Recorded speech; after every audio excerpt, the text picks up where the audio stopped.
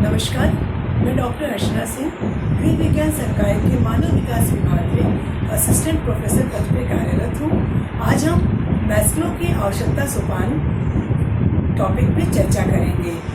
मैं आपको ये बताना चाहूँगी कि मैस्लो एक अमेरिकी मनोवैज्ञानिक है। उन्होंने आवश्यकता सोपान का सिद्धांत प्रतिपादित किया।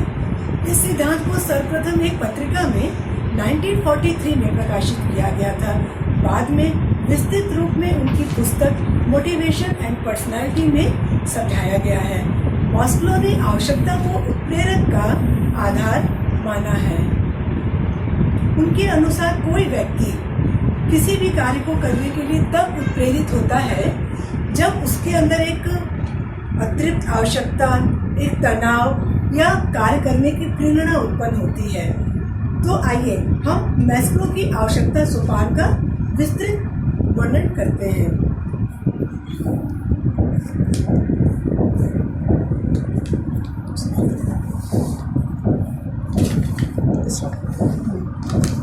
मैस्लो ने आवश्यकता के सोपान को 5 भागों में विभक्त किया है, जैसा कि आप इसमें देख रहे होंगे। पहला है दैहिक आवश्यकताएं, फिजियोलॉजिकल नीड। दूसरा है सुरक्षा, सेफ्टी नीड। तीसरा है संबंधन, बायोलॉन्गिनेस और प्रतिष्ठा, एस्टीम नीड। और आत्मसिद्धि, सेल्फ एक्चुअलाइजेशन। दैहिक आवश्यकता के अंतर्गत इनका ये कहना था कि मानवीय जीवन की मूल आवश्यकताएं हैं। हमारा रोटी, कपड़ा, यौन तृप्ति, ये हमारे मूल आवश्यकताओं के अंतर्गत आती हैं।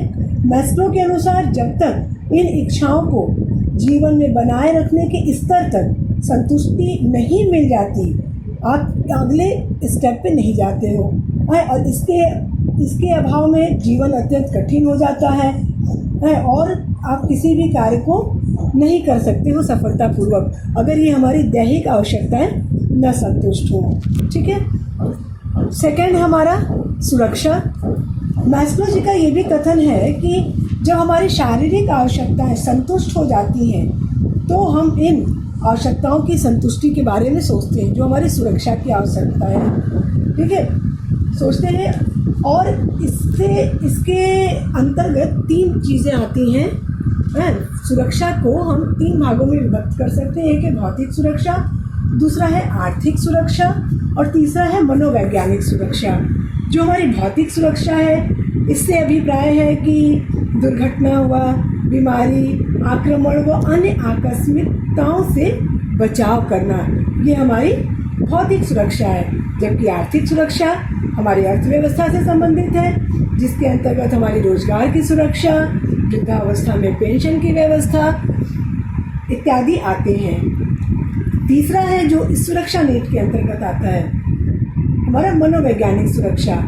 इसके अंतर्गत अनिश्चितताओं से मुक्ति, जैसे न्याय व सहानुभूति की आशा की जाती है और प्रेम की आशा की जाती है। ये हमारी सुरक्षा की आवश्यकता है। ठीक है। और तीसरा हमारा आता है संबंधन।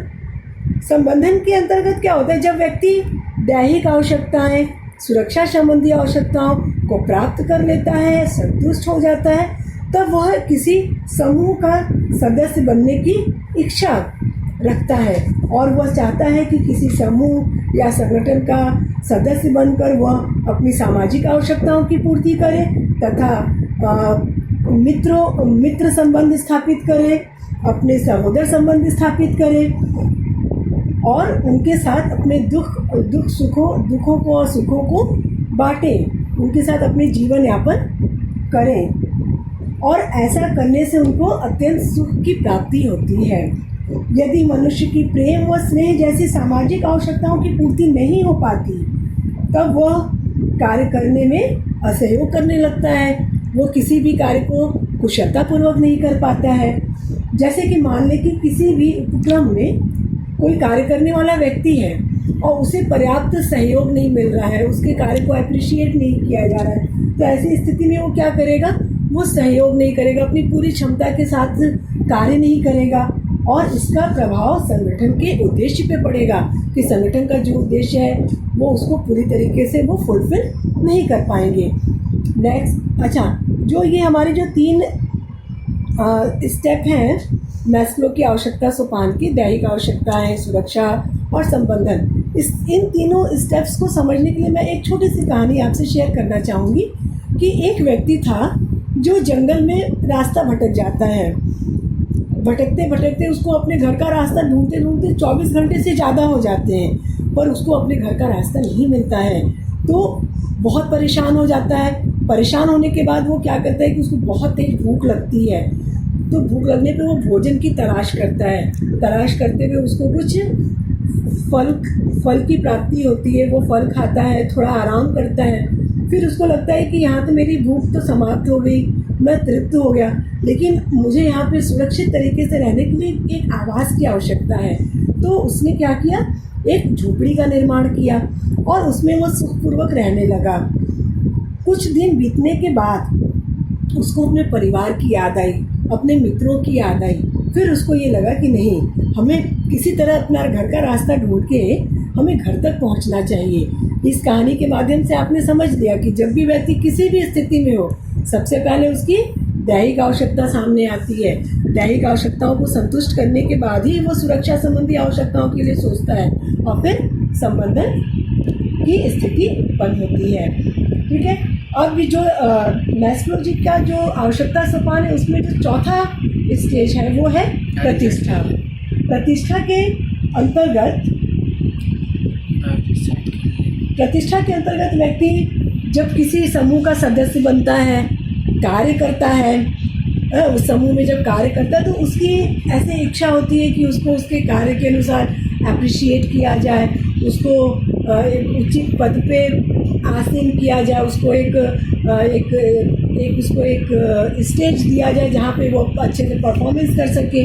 ठीक है। और ऐसा करने पे जब उसकी ये इच्छा पूरी होती है, जब उसकी ये आवश्यकता पूरी होती है, तो उसको अपार खुशी का अनुभव होता है। और इस प्रकार की आवश्यकताएं शक्ति, प्रतिष्ठा, पद, स्थिति एवं आत्मविश्वास के रूप में संतुष्टि को जन्म देती हैं। ठीक है। तो ये हमारी 4 आवश्यकताएं हो गई। सबसे आखिरी जो हमारी आवश्यकता है वो है आत्मसिद्धि।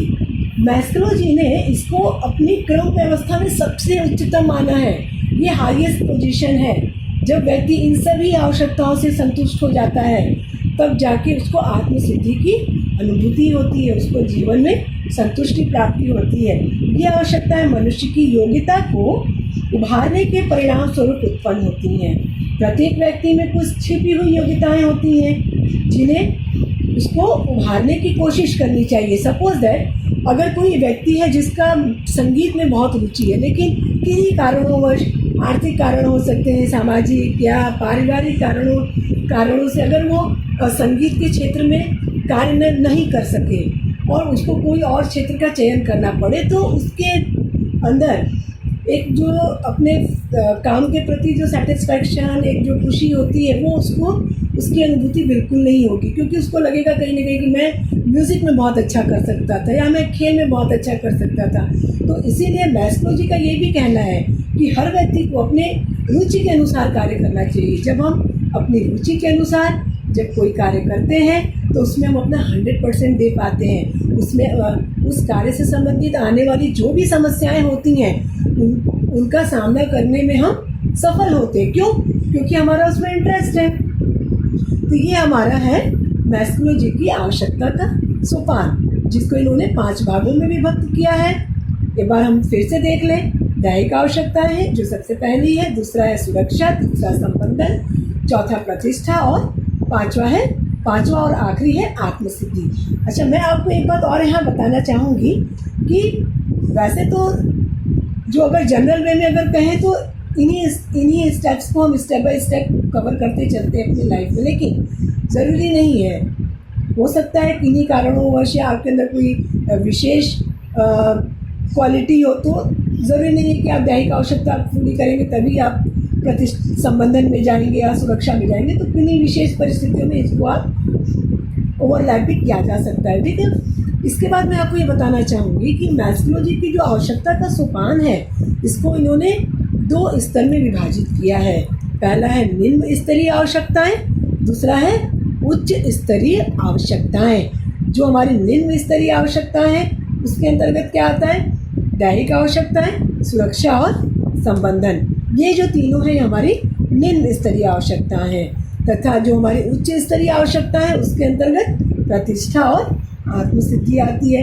अच्छा, शिक्षण के क्षेत्र में अगर हम देखें तो हर एक टीचर को इस बात का ध्यान रखना चाहिए कि क्लास के हर एक बच्चे से वो अट्रैक्शन करे, हर एक बच्चे को बोलने का मौका दे, हर एक बच्चे के अंदर छिपी हुई योग्यता को निकाले। उसके लिए ज़रूरी है कि उस बच्चे के ऊपर पर्याप्त ध्यान दिया जाए। अगर उस बच्चे को ऐसा लगेगा कि उसको इग्नोर किया जा रहा है या क्लास में उसको वो स्थिति नहीं मिल पा रही है जो मिलनी चाहिए या जो वो चाहता है, तो ऐसी स्थिति में वो क्या है, ये अपनी प्रतिष्ठा की स्थिति हुई या आत्मसिद्धि की स्थिति को वो नहीं प्राप्त कर पाएगा। तो टीचर का भी ये एक योगदान है, टीचर का भी एक ये कार्य है कि वो हर एक बच्चे को उसकी योग्यता के अनुसार आगे बढ़ने के लिए प्रेरित करें।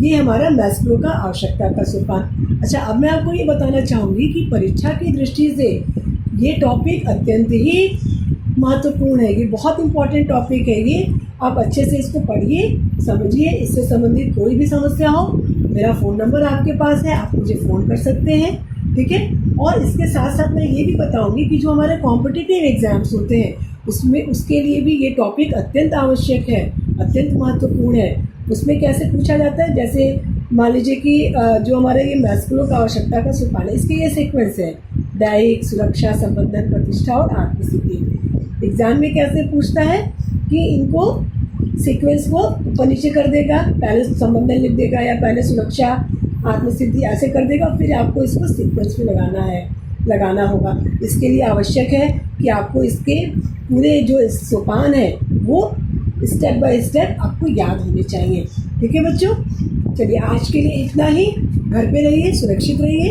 Have a good day.